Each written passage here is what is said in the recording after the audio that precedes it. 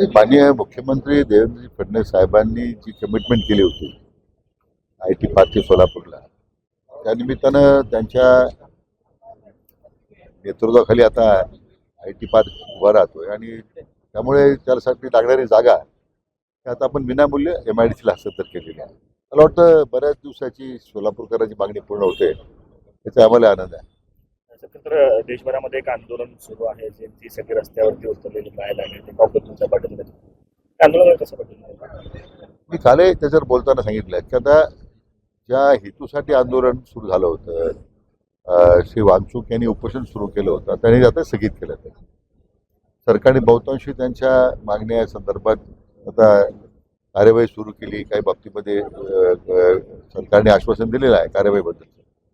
आता दुर्दैवानं ज्या हेतूसाठी आंदोलन होतं त्याचा जर आता हेतू संपलेला आहे, वांगचूक यांनी आपलं उपोषण सोडलेलं आहे, आता हे आंदोलन सुरू ठेवण्याची आवश्यकता नाही.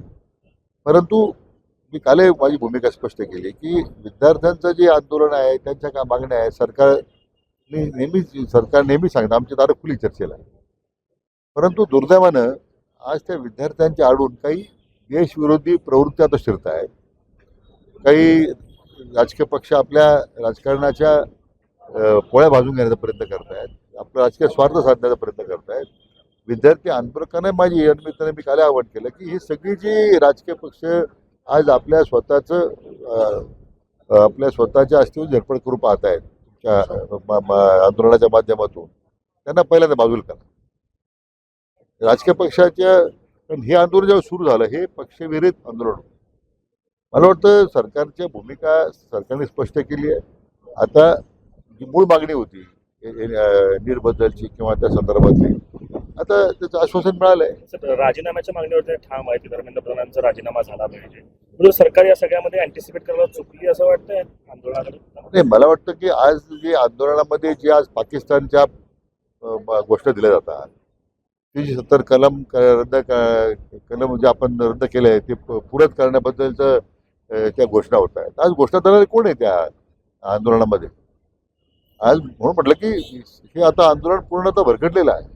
विद्यार्थ्यांच्या प्रश्नाबद्दल आम्हाला सहानुभूती आहे त्या सरकारला. CJPच्या वतीनं संपूर्ण देशभरात आज आंदोलनाचा इशारा देण्यात आला आणि करा असा आदेश देण्यात आला. हे म्हणून प्रत्येकाला आंदोलनाचा अधिकार आहे. CJPचा काही त्यांना काही तो अधिकार आहेच आहे ना. परंतु आमचं म्हणणं आहे की आता त्याला राजकीय स्वरूप प्राप्त झालेलं आहे. त्यामध्ये विद्यार्थ्यांचं काहीच होणार आहे. दोन्ही ठाकरे बंधूंनी देखील काल प्रेस घेतली. राज ठाकरे तर असं म्हणाले की दिल्लीमध्ये जसं लाठीचार्ज करण्याचा प्रयत्न केला, तसं सरकारनं जर इथं काही करण्याचा प्रयत्न केला तर आम्ही त्यांना बडवून लावू. राज ठाकरे नेहमीच बोलतात, त्यामुळे त्यांचं कोणी गांभीर्याने घेत नाही. म्हणून आज त्या शेवटी जेव्हा एकत्र यावं लागलं, एकत्र येऊनही दुरावस्था झाली त्यांच्या पक्षाची, आता म्हणून त्यांनीच आत्मचिंतन केलं पाहिजे.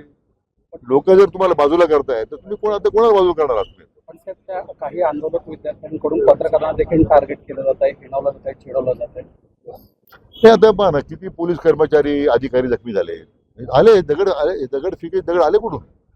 आज वरिष्ठ पोलीस अधिकारी, पोलीस कर्मचारी ज्या पद्धतीने आज गंभीर स्वरूपाचे जखमी झालेले आहेत.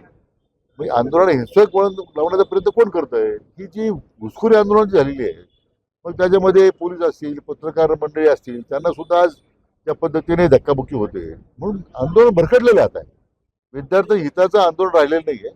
मला वाटतं त्या वांगचूकांनी आता उपोषण सोडल्यामुळे सरकार आता स्वतः माननीय प्रधानमंत्र्यांनी जाहीर केलं आहे की आम्ही आता याच्यात उच्चस्तरीय चौकशी करू, CBI इन्क्वायरी सुरू झाली, उच्चस्तम चौकशी करून हे सगळे दोषी असतील, NIT मध्ये याच्यावर कारवाई करू. मग अजून काय केलं पाहिजे सरकारने? राज आणि उद्धव ठाकरेंच्या वतीनं देखील मुंबईत आता मोर्चा काढण्यात येणार आहे. म्हणून मी म्हटलं की यांचं अस्तित्व आता संपलेलं आहे. फक्त हे आता बुडबुडे आहेत त्याचे, त्यातून काहीतरी हातपाय हलवण्याचा प्रयत्न करताय.